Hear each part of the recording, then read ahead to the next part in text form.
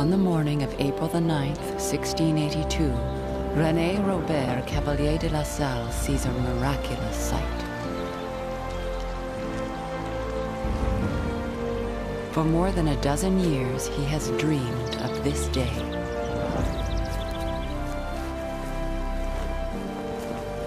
Now he has become the first Frenchman to reach the Gulf of Mexico, traveling overland. Next, he is sure he will find the mysterious Western Sea and the treasures of China.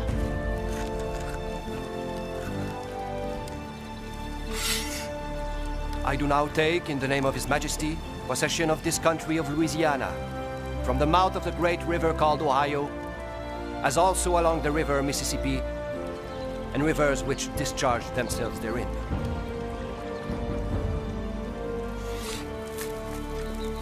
But La Salle's grand ambitions are at odds with France's colonial plans. In Paris and Quebec, he is considered dangerous, perhaps even mad. Louis XIV writes to the governor at Quebec. I am convinced, as you are, that the Sieur de La Salle's discovery is quite useless, and that in the future we must forbid such enterprises. But La Salle will not be denied. He will continue his quest for glory at all costs. Fraud, deceit, even murder. Vive le roi! Vive le roi!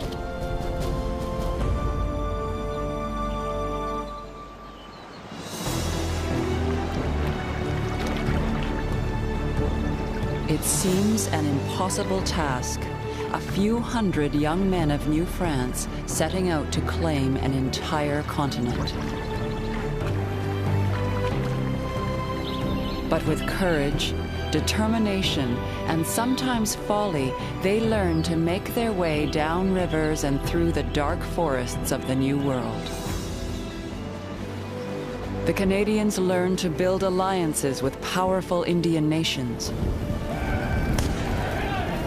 and become masters of the West, keeping their New England rivals penned up along the Atlantic shore. On the banks of the St. Lawrence, they build a new society, shaped by the wilderness and its wild air of freedom. But it will not be long before a clash of empires throws the continent into turmoil once again.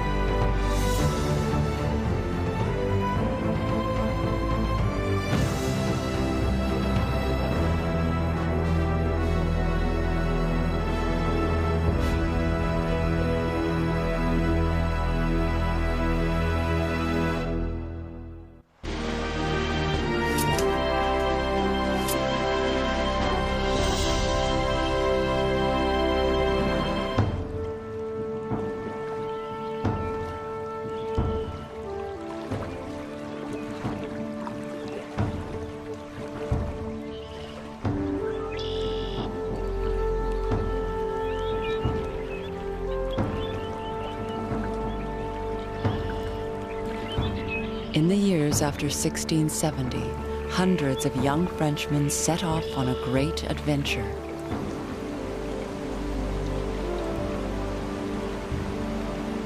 They leave the St. Lawrence colony for the world of the Indians, seeking a fortune in the fur trade.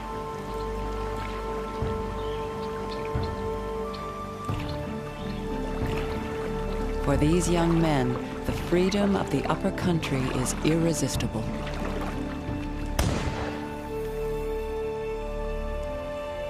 The life of the coureurs des bois is one of perpetual idleness. They live in complete independence. They are accountable to no one. They recognize neither superior, nor judge, nor laws. New France is still a fragile colony, outnumbered 10-1 by the English settlers to the south. The coureurs de bois are ignoring direct orders to stay along the St. Lawrence, orders from Jean-Baptiste Colbert, France's colonial minister. It would be best to restrict ourselves to an area of land that the colony can maintain on its own, rather than expanding over an area so vast that someday we may have to abandon part of it.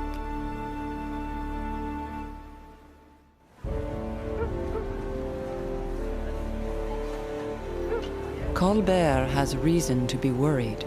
The English in New York have a powerful ally of their own, the Iroquois, giving them rum and muskets in exchange for furs.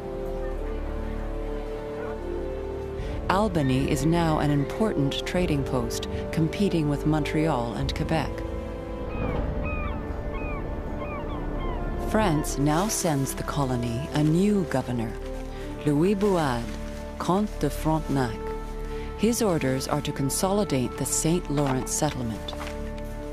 But Frontenac does the exact opposite. He has a trading post built on far-off Lake Ontario and then tries to lure the Iroquois away from Albany. The settlement that I'm starting, I expect to make sizable in very little time. And merchandise will be brought there so that you will not have to carry your pelts as far as you do now. You will find all kinds of refreshments and commodities that will be given to you at the best prices possible. You will be treated as Frenchmen. The Indians flock to Fort Frontenac, and the governor keeps most of the profits himself. Not only the English are upset, even the French merchants have a new competitor. The intendant, Jacques Duchesneau, complains to the court. Everybody boldly contravenes the king's interdictions.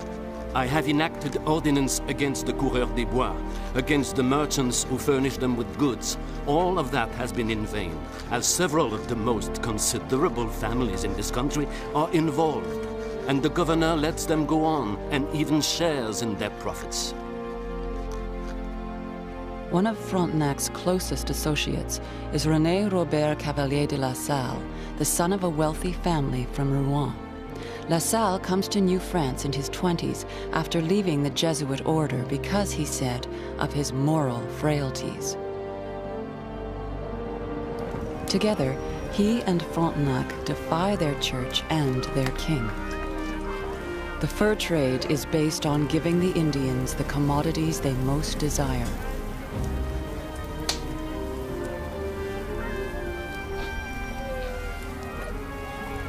The Indians are astonished by the consciousness-altering effects of alcohol.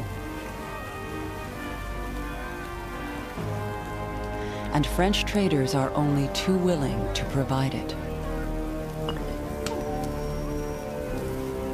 The results are devastating. So devastating that the church threatens to excommunicate anyone who traffics in alcohol. But commercial competition has its own morality. Cavelier de La Salle and his partner, the governor, defy the church. It is for laymen only, and not for clergymen, to determine what is good or bad for commerce. The sole purpose of the savages is to sell it to their people, which is the only reason that forces them to come to us. Finally, Louis XIV has had enough. Frontenac is recalled to France. Meanwhile, La Salle builds alliances with the different Indian nations of the interior, extending the French trading network all the way to the mouth of the Mississippi. But when he returns to Quebec, he too is ordered back to France. La Salle is not ready to give up his dreams of glory yet. He lies to the king, telling him Louisiana is full of rich silver mines.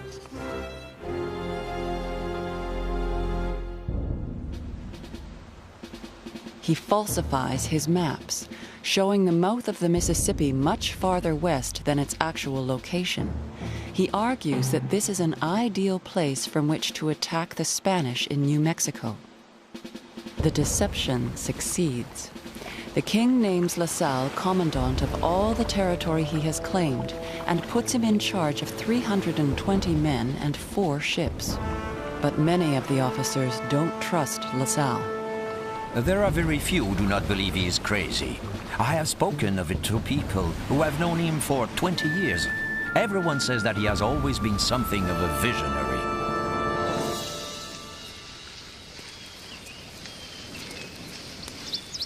Under La Salle's erratic leadership, the expedition goes disastrously wrong. In March 1687, La Salle is wandering in a dense area of Texas, completely lost. Several of his men are dead.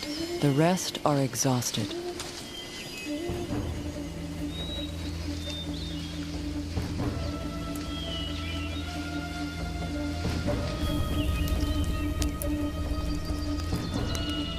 On the morning of March 19th, a disgruntled merchant traveling with the party brings La Salle's dreams of glory to an end.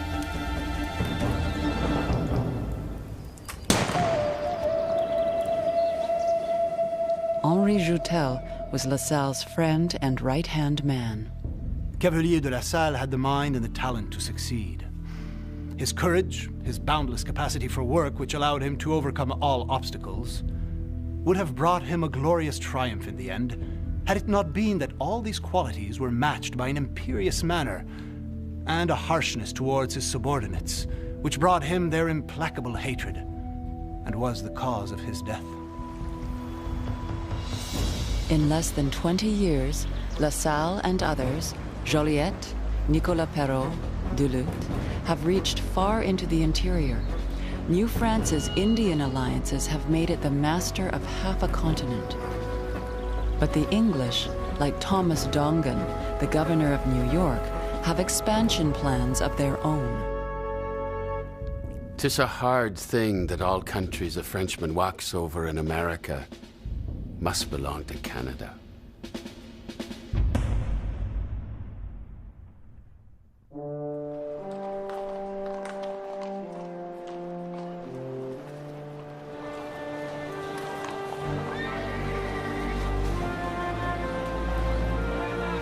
In Europe, France and England are at peace, but in their North American colonies, tension is growing. The governor of New York urges the Iroquois to resist the French and their Indian allies. The king, my master, has forbidden me from providing you with arms and munitions to use against the French. But do not be alarmed by this. You will want for nothing that you may need. I will rather supply you at my own expense. Among the nations of the West, the Illinois, the Ottawa, the Fox, and others, New France has built a complex network of friendship and alliance. Their support is essential to the colony's trade and expansion. One of the most influential French ambassadors to the Indians is Nicolas Perrault. Perrault strives to keep New France's allies united. There is no nation that does not have some reason to go to war against the others. When they were looking for reasons to go to war against each other, did I not convince them that instead they should support each other against the Iroquois, who are their common enemy? His most important task is to convince the Indians it is in their interest to support the French, not the English. When the English tried to lure them, I told them that they were about to enter into an alliance with traitors who had poisoned part of the nations that lived among them, and that, after having intoxicated the men, they had kidnapped their women and children and sent them to faraway islands, from which they would never return.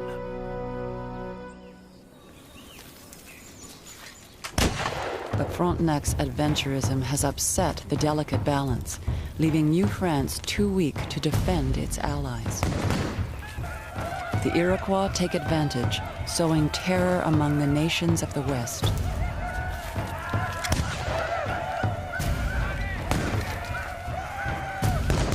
Superintendent Jacques Duchesneau recognizes the danger. There can be no doubt that if the Iroquois are allowed to continue unchecked, they will subdue the Illinois, and in a short time they will make themselves the master of all the Ottawa nation and take the fur trade to the English. So it's a necessity to make them friends or to destroy them. For more than 20 years, New France's diplomacy has protected the colony from Indian attacks. But in May 1689, France and England declare war. In North America, the English of New York are first to hear the news and immediately tell their Iroquois allies. The Iroquois have been rivals of New France for much of the last 80 years. They consider the French system of alliances a potent threat to their security and their territory. In New France, no one knows that war has been declared. Most Canadians still live in unfortified villages, like La Chine, near Montreal.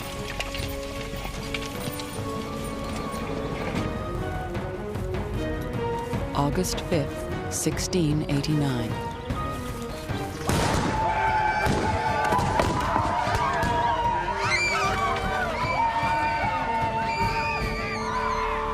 "1,500 Iroquois warriors attack La Chine.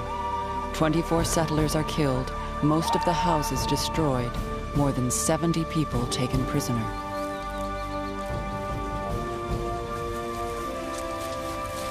The superior of the Sulpicians of Montreal, Vachon de Belmont, describes their fate. That unfortunate group of prisoners bore the full fury that a cruel thirst for vengeance can bring out in these savages. This victorious army took them across Lake Saint Louis. There, they lit fires, burned 5 Frenchmen, roasted 6 children and some of the others, and ate them. Only 2 months later does the colony learn that France and England are at war. The best young officers are needed back in Europe, so Frontenac is named governor once again. His orders are to attack the English settlements in New York. But Frontenac cannot mount a full-scale offensive. Instead, he relies on guerrilla raids by Canadian militiamen and Indian allies. Among the war party are the coureurs de bois, Nicolas d'Aillebout de Montet, and the brothers Jacques Lemoine de Sainte-Hélène and Pierre Lemoine d'Iberville. Their objective, the village of Schenectady.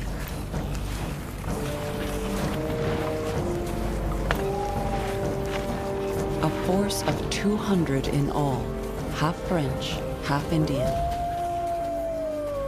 They arrive after midnight on February the 18th.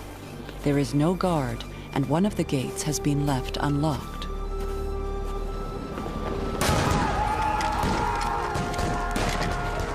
A company of 200 French and Indians fell upon said village and murdered 60 men, women, and children most barbarously.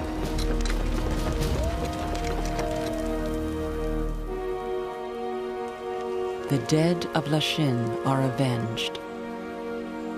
Now it is Peter Schuyler, the mayor of Albany, who laments the brutality of frontier warfare.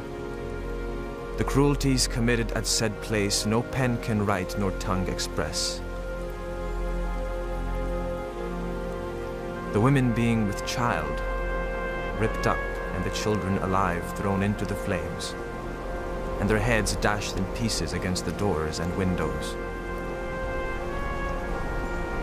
The Canadians and their allies strike virtually at will, at Salmon Falls, on the Atlantic coast, and at Falmouth.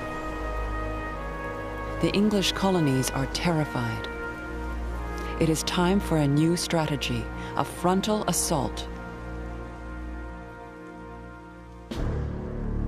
Under the command of Sir William Phipps, a powerful fleet sails from Boston.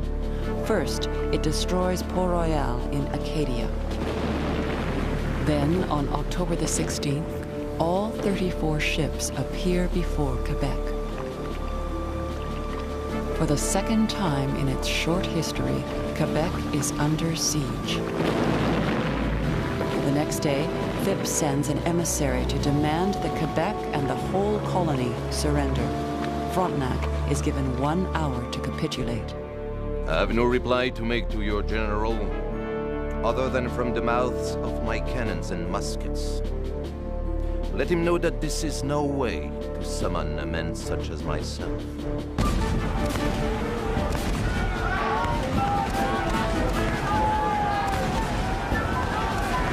The English land 1,000 men at Beauport, but they are pushed back by the Canadian militia. After 3 days, the siege is over. Cold weather forces the fleet to leave before it is imprisoned in the ice. The war continues for 7 more years, but the English colonists will not attempt to invade Canada again. And the peace that follows will neutralize their greatest ally.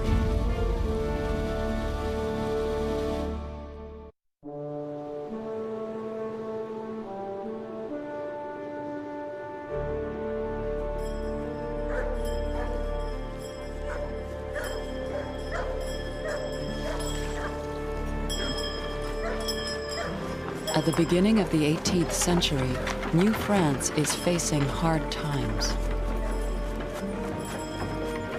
In France, the market is flooded with beaver.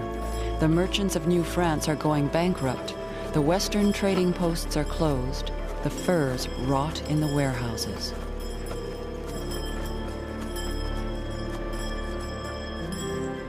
Even worse are the epidemics of disease that strike the colony.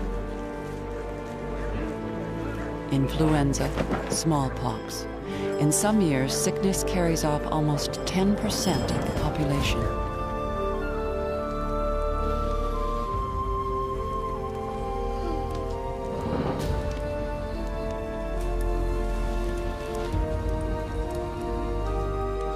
These are hard years for the Indian nations, too.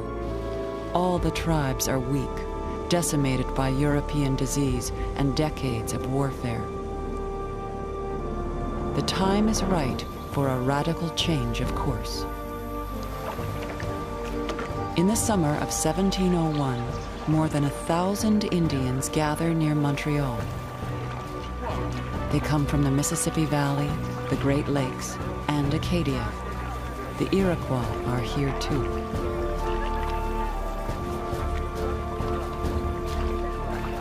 Many are lifelong enemies, but all have responded to an invitation from the French governor. Among them is the great Huron chief Kondiaronk of Michilimackinac, the most influential of France's allies. He knows Montreal is ravaged by disease, but comes anyway. We have found many of our brothers dead along the riverbanks.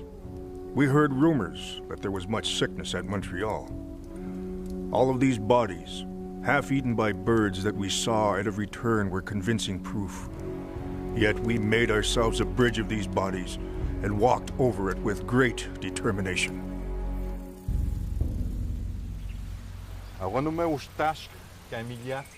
The goal is to negotiate a comprehensive peace among themselves and with the French.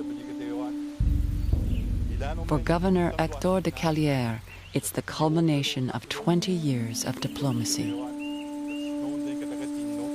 But overcoming the years of death and distrust is not easy. The negotiations drag on for days. One sticking point is the return of prisoners who were captured during previous campaigns and enslaved or adopted. Governor de Cavelier tries to mediate, but Kondiaronk is skeptical. You wanted us to bring all of the Iroquois slaves that we hold. We have obeyed. Now let us see if the Iroquois have obeyed your command. Let us see how many of our nephews they have brought. If they have done so, it is proof of their sincerity. If they have not done so, they are deceitful. I know very well that they have brought none.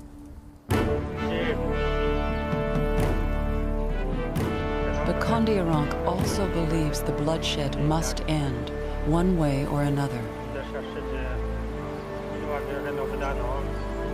Although he has become seriously ill, he speaks for 2 hours. He calls for a peace treaty that will be guaranteed by the French. Condillanc's support is decisive, but this will be his final act.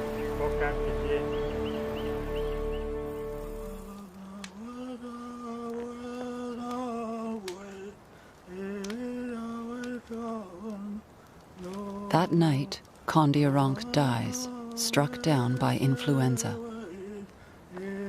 He is given a magnificent funeral, as impressive as Frontenac's, who had died 3 years earlier. The French commissioner of the Marine, Cavelier de La Salle, pays him homage. Had he been born a Frenchman, he would have had the character to govern the most delicate matters of a flourishing state. He had the sensibilities of a noble soul, and was a savage in name only. The next day, 38 nations sign a treaty, the Great Peace of 1701. It is a milestone in the colony's history. The Indians and the French are now all at peace, and the Iroquois promise to remain neutral in any future conflict with New England. The stage is set for New France's greatest years.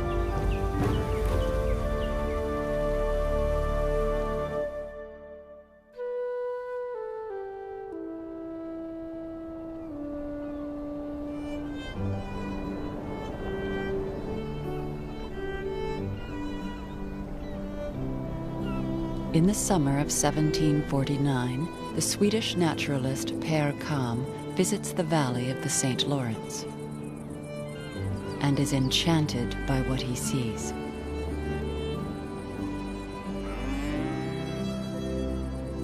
The country on both sides was very delightful, and the fine state of its cultivation added greatly to the beauty of the scene. It could really be called a village, beginning at Montreal and ending at Quebec, which is a distance of more than 180 miles.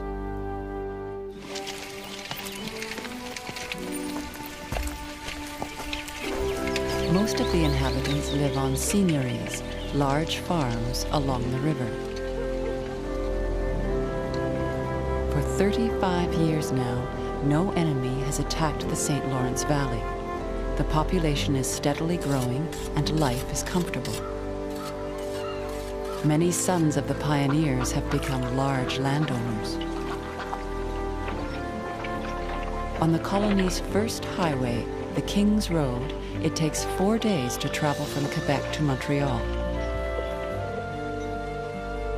This is a good country for crops. The colony now supplies all its own food, with enough wheat and peas left over to send to the French colonies in the Caribbean. Père Kam has spent 9 months in the English colonies. What impresses him most about Canada is the behavior of its people. The difference between the manners of the French in Canada and those of the English in the American colonies is great. Here, the gentlemen and ladies, as well as the poorest peasants and their wives, are called Monsieur and Madame. The men are extremely civil and take their hats off to every person whom they meet in the streets. In 1749, when Kam visits, New France has a population of 50,000 people. The English colonies have 20 times more, almost 1 million. Despite the enormous difference in size, Kam sees a glowing future for the little French colony. It is true that the inhabitants are poor, but they love their king. Anyone who notices that all the dwellings in Canada are filled with children, and that the men and women of French origin are better made than anyone else to have children, Anyone who considers to what extent the Canadiens are alert, joyful, courageous, able to withstand any hardship, that person must also foresee that Canada will soon become an extremely powerful country and the Rome of the English provinces.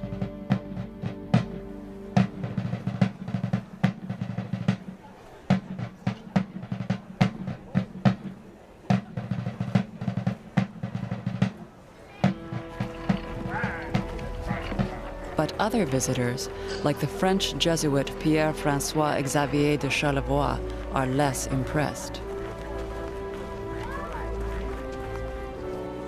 Their carefree attitude, an aversion to sustained work, and a spirit of independence, these are their most obvious weaknesses.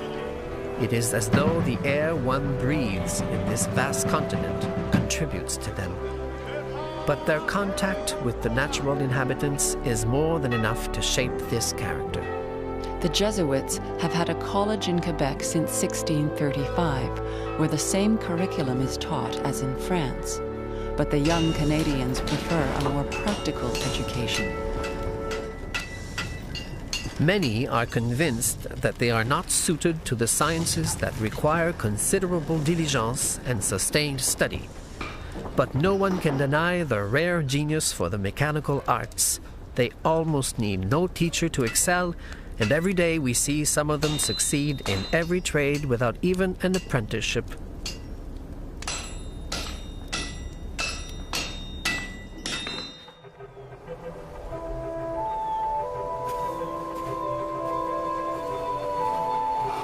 After more than a century, the Canadians have made their peace with winter. For 6 months, they are free from work in the fields, free to relax and socialize, and kick up their heels. Judge Pierre Rambaud strongly disapproves of one favorite winter pastime.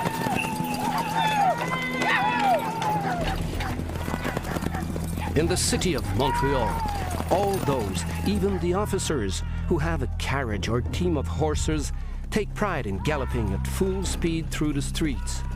Most of these braggarts bring their wild horses to town to raise them, and they will trample anyone in their path.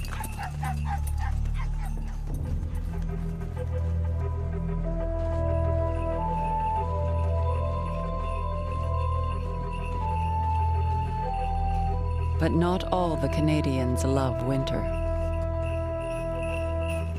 I tremble at the thought that we are stuck with snow for the next 9 months. I'd rather be in France. At least I wouldn't be exposed to freeze and die in a pile of snow. Elizabeth Bégon, widow of the governor of Trois-Rivières, hates the cold. Yet she was born here and is a member of the new local aristocracy. Everyone is hoping to shine at the ball that we expect Monsieur Bigot will give here. Monsieur Bigot is causing a lot of expenses, for there are not enough teachers here for all those who wish to learn how to dance. The colonial upper class models itself after the French aristocrats who come here, like the new intendant, François Bigot. They live in a world of balls, flirtations, and scandal. Would you believe it? That devout Madame Verchères held a dance that lasted all through the night. Our priests are going to have something to preach about. To hold a ball on the feast of Notre Dame. What is even better is that tomorrow there is another at Madame Lavaltry's, and the day after tomorrow at Madame Bragelonne's.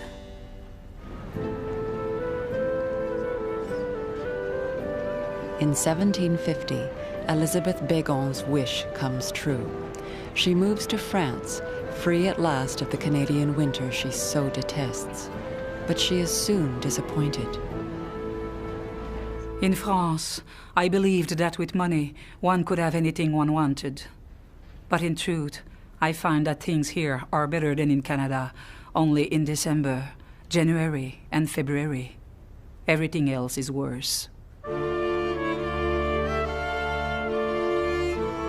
The aristocrats of Versailles give her a nickname, l'Iroquoise. She will never return to Canada.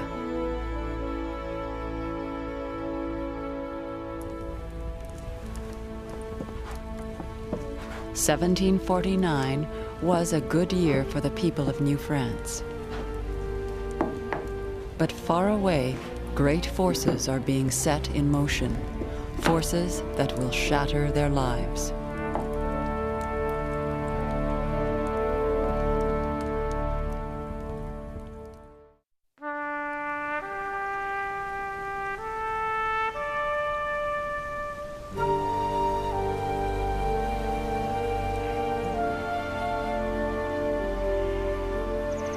Acadia took its name from the Garden of the Gods in Greek mythology. Some of the best land in North America is found here, so fertile that the Acadians have never suffered epidemics of scurvy, typhus, or cholera.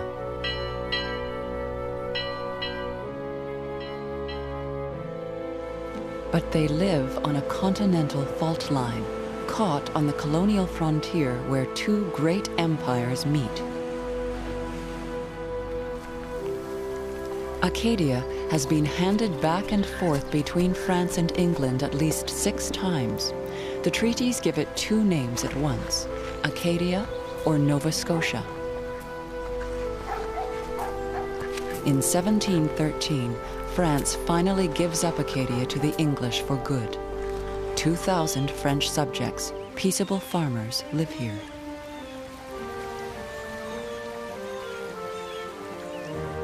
They are given a year to move elsewhere in New France. But most decide to stay. The English demand they must swear an oath of allegiance to their new king. The Acadians delay, then refuse. A delegate from Beaubassin explains why. While our ancestors were under English rule, such an oath was never required of them. 5 years after the handover, Governor Richard Phillips is not optimistic. They will neither swear allegiance nor leave the country. With Newfoundland and Acadia now in English hands, France decides to make the most of its one remaining possession on the Atlantic coast, Ile Royale. France builds a huge fortress at Louisbourg. It soon becomes the center of French military and commercial power in the North Atlantic and earns the hatred of the English in Boston. In Nova Scotia, another irritant. Some Acadians begin plotting against the English, inciting the Indians to rise up against them. As tension mounts, the oath becomes essential. To persuade the Acadians to agree, Phillips promises they will not have to bear arms. He says nothing of this to his superiors in London, nor is it mentioned in the oath. Je promets et jure sincèrement en foi de chrétien que je serai entièrement fidèle et obéirai. But Alexandre Bourg-Belhumour, a notary, witnesses the promise as it is made.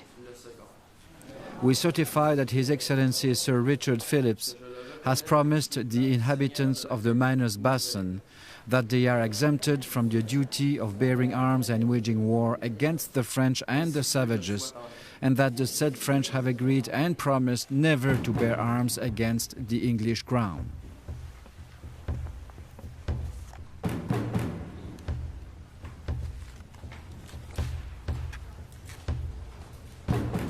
Phillips only tells London that he has obtained the complete submission of a people who have been obstinate for so long. The Acadians believe they have found a way to preserve their religion and way of life. From 1730 on, the English colonists call them French neutrals. But the governor's compromise will have terrible consequences.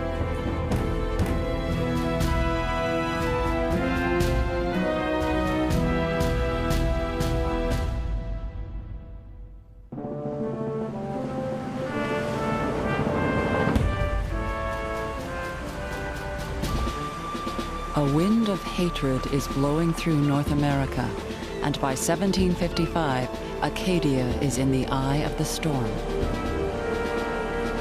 10 years earlier, Louisbourg had become such a threat to Boston that the governor of Massachusetts, William Shirley, with a colonial army, attacked and captured it.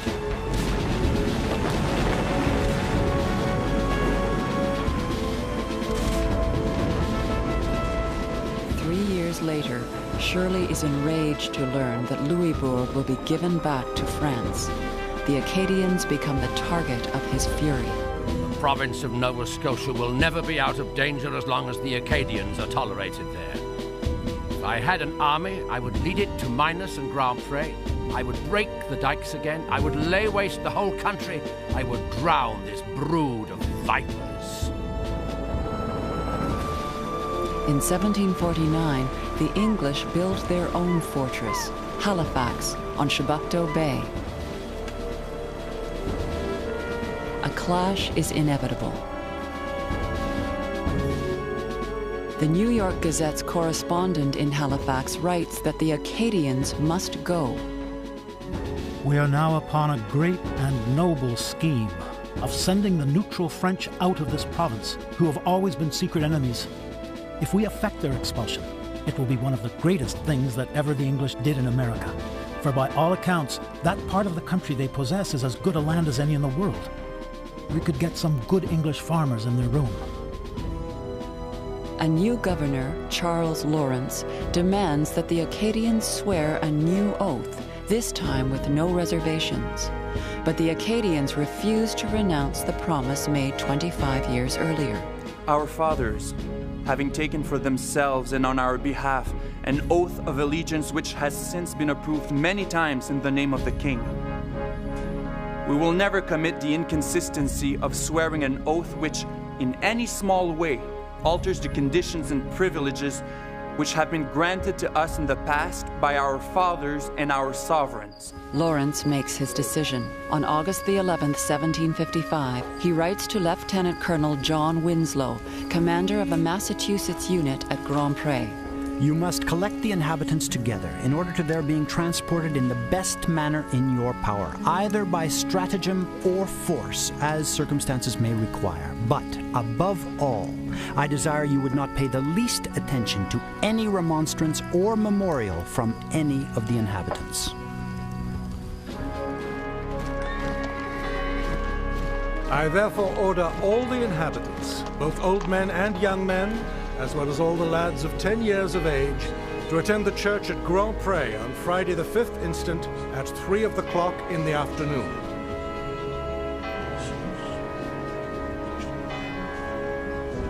The duty I have now, though necessary, is very disagreeable to my nature and temper, as I know it must be grievous to you, who are of the same species as I am. Your lands and tenements, cattle of all kinds, and livestock of all sorts are forfeited to the crown with all your other effects except your money and household goods. And you yourselves are to be removed from this province. Non! Vous n'avez pas le droit! You are ordered expelled by order of Acadia has been a British possession for 42 years. Almost all these people were born British subjects.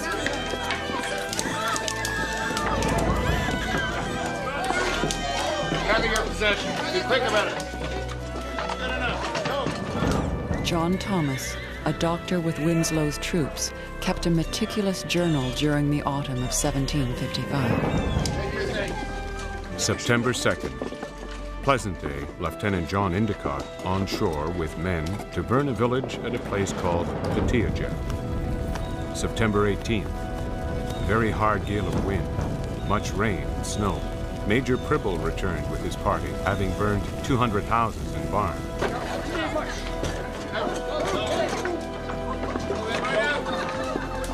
Corporal, the path to the left. Go! In the summer of 1755, 12,000 Acadians of French origin live in Acadia.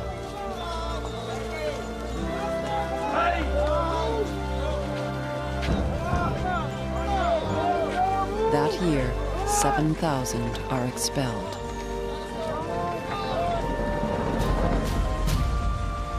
The upheaval will last for 5 years.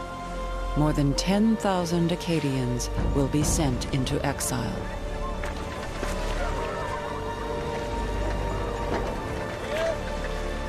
Began to embark the inhabitants, who went very sullenly and unwillingly. The women in great distress, carrying off their children in their arms. Others carrying their decrepit parents in their carts and all their goods, moving in great confusion, and appeared a scene of woe and distress.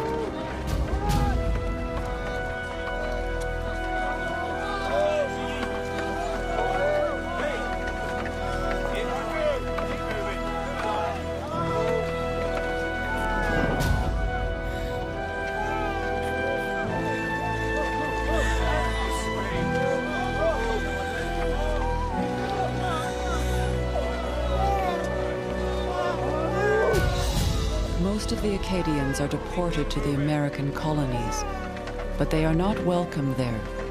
Jean Labrador and his family of 7 end up in Salem, Massachusetts. I was refused a team of oxen to fetch home the firewood that I had cut myself. We were left in the middle of winter without fire or victuals, in a house with no doors or roof. When it rains, we're obliged to move the bed from part of the wet to leeward. When I told one of the selectmen that we were afloat in the house, he said that I should build a boat and sail it.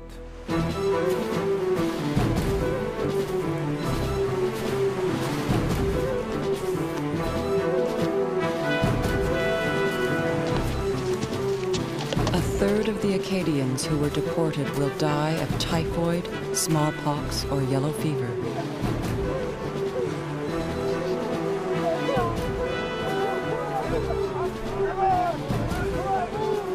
One-third more make their way to the French colony of Louisiana. The rest are scattered to France, the English colonies, and the Caribbean.